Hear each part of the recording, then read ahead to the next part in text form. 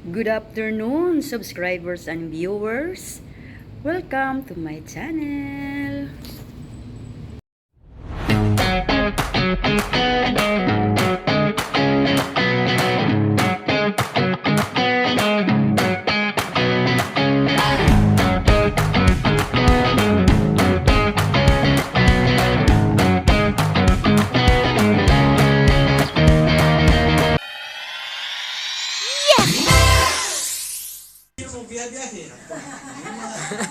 Doble ang kabisi. Nya karon kay bolo mo kung si Ayan na dis Tagbilaran, nagplano ko kung bisita dito sa Tagbilaran. Kay ang ako magong kasarong kinabuhi nagsugod sa Tagbilaran. Okay, so thank you kaayo, no? Salamat ka. Happy birthday in advance and happy celebration for the retirement ni ate. Kita na ko ilang ate ko, nag-enjoy ko silang journey. Sila as a couple and as kanabitang ganahan kay ko sa ilang life with actually kay bisan sa katong sa bayugan pa kita na ko si Ate Olive na glowing good until now.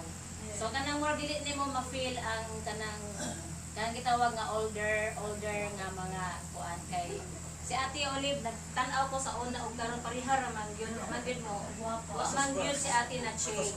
Except lang atong buhok ni Ate nga kulot gito sa una. Karon straight na.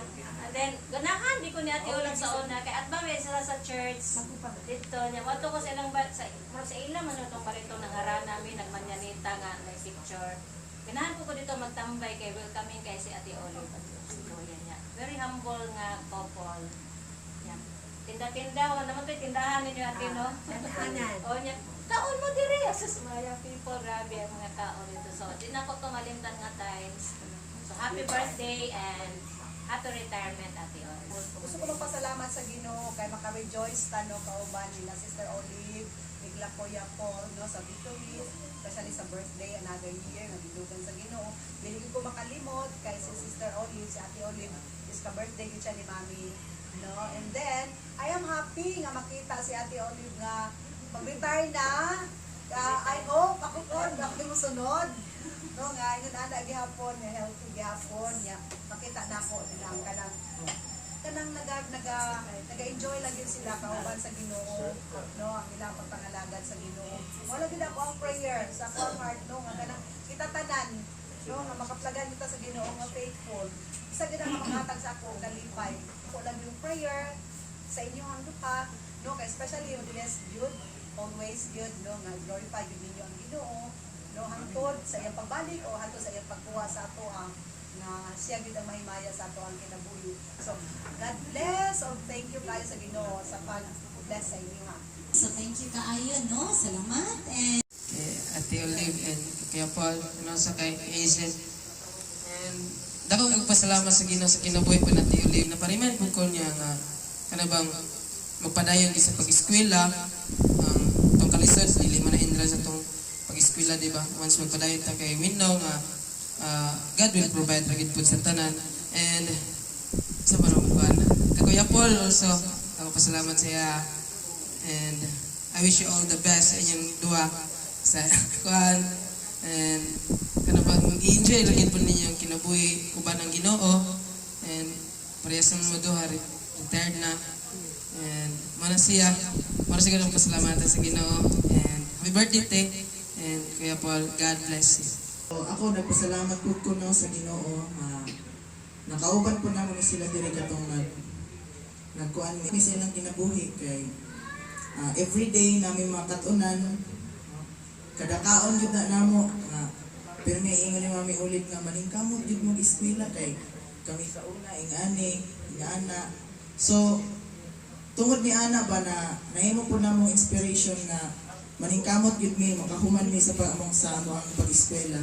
Unang ako ang wish sa inyo nga tagaan pa mo sa Ginoo taas nga katuigan o daghan pa mo ma-inspire nga mga estudyante. No kay usa na mi ato. But wala lang to nakauban akong kauban si Jitar.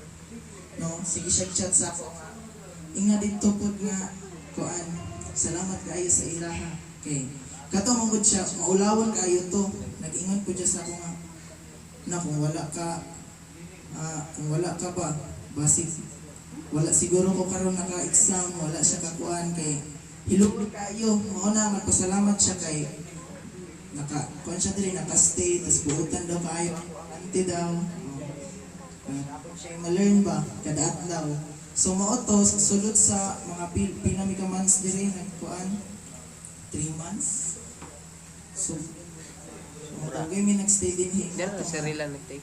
Daghan mi nakuha sa inyo Asa siya nagtake? mga moral.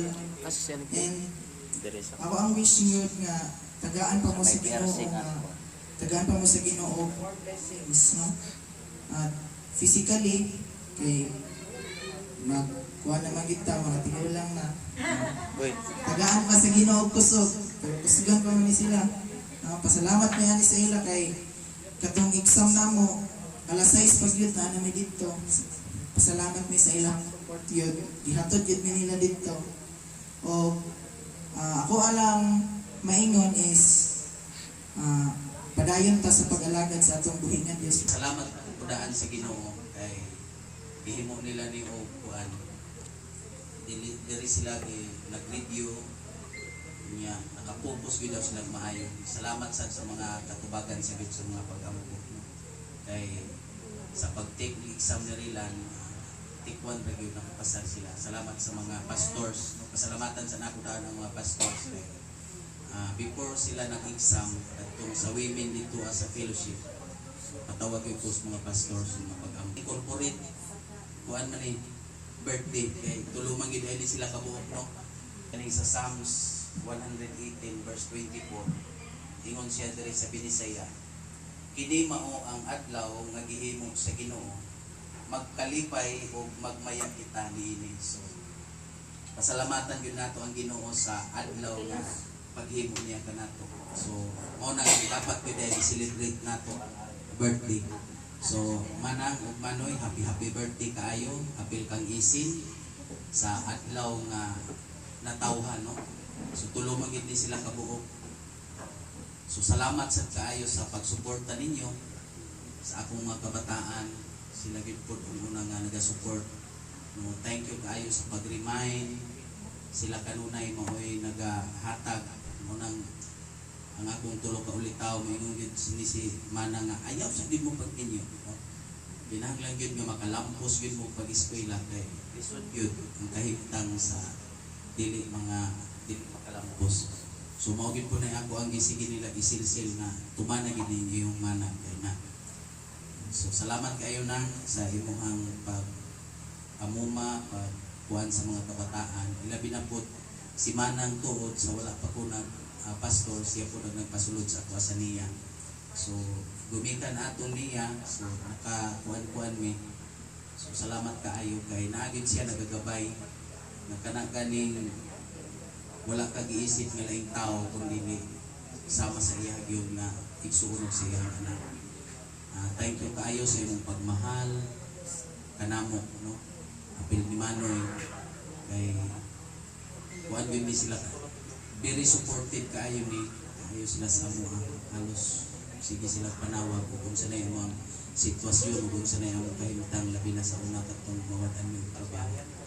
Sila gyud kayo no naga-support. So nang ang ako ang ikaingon happy birthday kanang dugangan pagit mo sa Ginoo o taas pa nga kinabuhi mga 167 years. Ayaw na loy na ayaw na loy na kayo. So kanilang yun nga dili nato ang ngayon nga kalimtan ang Ginoo dapat nato siyang pasalamatan tungod kay siya gyud moy nagahatag o naga-extend og kinabuhi kanato sa matag adlaw. Ikaduha siya maoy nagapanalangin kanato na kana nga panalangin continue gyud nga ihatag sa Ginoo sa inyo. Dili lamang kay sa physical nga mga panalangin kundi tanan provision i-grant sa Ginoo. And the lastly ang opportunity. Aside ko nga daghan pag mga opportunity ang i-grant sa Ginoo kanimo. So happy birthday o God bless you more. Sis, welcome to the retiree life. Pila man ni ka celebration opat, no? But, The birthday of Sis Olive last May 20, then kay Pari Paul June 2, June 1, kay Lisen tomorrow, and then wedding anniversary nila is 27. So it's a big day for today, no? Sis, welcome again, welcome to our life as a retiree. And I really thank God for her that she was able to retire mandatory age, no? Kaya ako 61 na gid ko. And hoping na soon mayroon na siyang millionaire. Millionaire good. And wish na ko man sis is enjoy your retirement, enjoy life to the fullest. With Suroy, no, with Pari Paul, with the children and Apo, and I know that they will be in Bohol later. At doon nag-get sila kuno ra ha? Nagkapas ko info. Istorya mo kami. Kay Ricky Manggon, wala silisin. Manila nag-get sila. Mingaw po sila, no. Tuwawan nilang Apo dito sa Bohol. Yan, naapod si Ayan, and of course, maka-join po sila sa ministry ni Ayan dito. So, mamiss na mo ang alay. Ang busy will miss you soon. My kumari and kumpadre. Mingaw, no? And my wish for all of them is keep enjoy life with the Lord, grow in the Lord. Labi na kita mga senior, muna gid na ang akong meditate always nga. Soon I will be joining with there up in Kuan kay we do not know, no, our life is just a state, no. So keep on serving God always, good health, we wish you good health. And of course, Esin and King, growing also in the Lord with intimate relationship, especially nga wala pa sila baby. No, grabe good si King pag-abot dudong dudong. Okay, ikan sa airport, parang sila mga alit-alit. Diretso kin sila sa ilang pamangkin kay Mabin na it is also our prayer that soon they will have a baby. Isa lang, may grant ni Lord, no? Kay mingaw po baya. So, again, salamat sa Ginoo for your life, for having us as your kumari and kumpadre. Mga buutan, manggid sila ng mga kumari. Mga mahinhin, labi na si Paring Paul, halos dili mo tingog. Mamiss yun na ako, kapalik sa imong pagkadili mo tingog. Opposite manggid sila ni Al. So, still blooming at the age of 65. Of the children, ako or kami ni Isa is very privileged. Number one, we have seen our parents retire healthy and with life.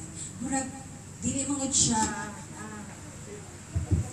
pasalamat po siya sa, sa mga age, like ako na experience ko na working in the hospital. Dagan kong nakita ito na people or tao na nawala ng parents. So, always in my mind, parang everyday, thankful ko na labi na layo mi na both of our parents sa akong side, kay isang side, healthy gyapon siya, kay blessing kay na siya at this time na murag ang life expectancy sa tao nakagamay. So, nakita na ako na, Lord, no, grabe ka, thankful me nga, ang among duha ka parents or both sides, healthy sila. Mo gini ako mga murag fear, gid na ako nga, kanabitang masakit sila, nalayo ni, tapos, labi na, okay nang ingubit ako kay mama na, masalamat din na si Maymay na makakita sa, makapag-uban sa inyo. Kaya dili dati na magunaw-unaw ka nga, sa inyong ginikanan, tapos, huwag kayo mabuhat, bitaw, malayo ka, murag ka na, dili ko gusto. So, thankful po kina mamo nga naka-retire po siya na, di ba, healthy, wala yung mga kanang yun, health is wealth yun, na wala yung mga sickness, although na katong hospital si Dada na sleep siya, nakaanak ko nga, kalisod na sila raduha. So, kung si Isen, nagkakap daw si Dada.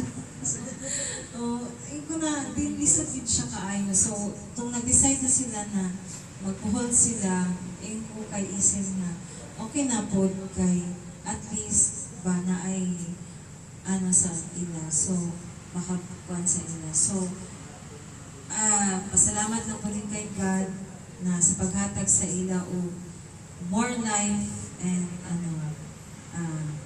stronger life na more years to come pa John. And kay Ise, nasa season ako may celebration. Na ako mga desire na all your wishes and dreams come true. All your wishes and dreams come true. So, morning na gibuta mo gini sa Ginoo sa another place na wala na mo damha. But it's for a greater purpose and naka-adjust na po me. So, mo na. So, all other plans ni God, I know na sa libro sa Isaiah in God's time. So, sa Ecclesiastes po, there is every time and every season. And so, motto na since kami paduha, among wish lang din po sa mong parents to stay healthy. Okay, wala pa may apo sa amo. So, na maabtan pa ninyo. So, maana siya na kana lang dyan akong prayer and wishes sa Ginoo na dili financially but just to give them more life, more healthy life. And igan po kay mama din, enjoy samtang makapag-travel mo kay lisod pag senior mag-travel. I-wheelchair na ba ako sa Cebu Pacific? So dili na siya pili na i-wheelchair mo sa Cebu Pacific. So po mga-travel, enjoy ninyo yung retirement, yung retirement na millionaire mo. Na kana na. Tapos, stay healthy, pray pag yun sa Ginoo na long life pag yun, mabot ka mo 90, 100. So, malang to siya. Sa upuan, every year, magsakit yun ko. Pero, napapasalamat na pila na ka-years na kuhan yun. Naging ko ka-palong sakit yan. Kaysa una, sige ko kuhan. Murag kaduwa sa mga nabalikan o kuhan. Dingding. Tapos every kuhan yun na siya. Every December, magsalit ko siya. So, napapasalamat sa ginawa na akong health. Although, karon medyo taas akong kuhan. Siguro, tungkol po sa akong edad. Medyo taas akong sugar. Nabantayan ako na siya atong pagbalin na ako sa Manila. Blessings na po kayo na nakabalin mo ito. Kung kasi may kabalin dito, di may kibalo na taas na kayo sugar. Kung ako nabantayan, blur na akong mata, tapos pwede ko matulgod. So, ako ko pasalamat sa Ginoo na si Kane na dawat ko siya dito. Tapos ako basta buwan ko sa kong trabaho, nag-resign ko sa trabaho, blessings na diya ko kay tungkol sa kong health ko yan. Dito ko na mga ibawan. So yun na natin. Ako po pasalamat sa kong mga magpapa na ilang health okay na po. Sa una, sa DP ka po nagtrabaho. Kung kalit nagtawag akong papa kay one down, kanang hindi na mayo yung paminaw. Ito nga, ulion ako, gika ko trabaho. Ulion ako, isakay ko ginawa sa motor. Kay motor pa mo sakyan Idala na mo hospital na nagalit. So, karon okay ako papa, miskat pa, katungkuhan. Sige lagi na ko gandungan na, ay napagsaka-saka, ang imuhang edad, di na pareha sa una. Tapos gahin, sila na mga tiguhan mo. Ayaw ko na. Ako mga idaran na. Moto siya na, kuhan siya na. Slide. May slide. So, grabe na mong kapulpa. Kay lisod na naman ang tiguhan pag ma-PR na, kay lisod na maulihan. So sa kong mama, okay lang kaya kong mama, pasalamat ko sa Ginoo, okay. Kasi mga kuhan ibang bati. So sa Muanikin, dako ko pasalamat po sa kuhan Ginoo, okay. Okay lang kay mi dito. Although dako kay among pag-adjust, especially sa kuhan traffic kung saan kada ko sakyanan. Okay, first na muna nag-drive ko dito, dako bigay kong singot bis kada kusuki gyud ko sa sakyanan. Tungod sa mga kusuki managa na sakyanan. So, dako pasalamat kay naka-adjust sa kitipod. Tapos sa iyang trabaho, okay na po kay siya. Dako po pasalamat po sa mga blessings na gihatag sa Ginoo sa mga. Although wala pa ko masulod ang trabaho, pero we always pray kay kaya man mo apply og laing work, pero dako kay siya og ganang adjust po kay kung maghatod ko sa iya tapos mo ko sa work balik jud mi tungod sa traffic mo nang among giban karon na siguro makasulod ko sa same ra na ko office, so mo na mo gina-pray makasulod sa ko para same ra ko na mo tuan bumi mablisod. So kanang ganun, so pasalamat ko kay naamong tanan. Although kuan pa akong birthday, May 26 pa. Pa. So actually, ang kuan yun niya sa mama yun sa yung department o sa iyang birthday. Tapos kuan na lang daw yung kuan kay June 1 po sa kong papa. So akong tulong. So salamat sa tanan o morong siguro ko. Kung sa Damaxi, support pa na Damaxi. So, natulang.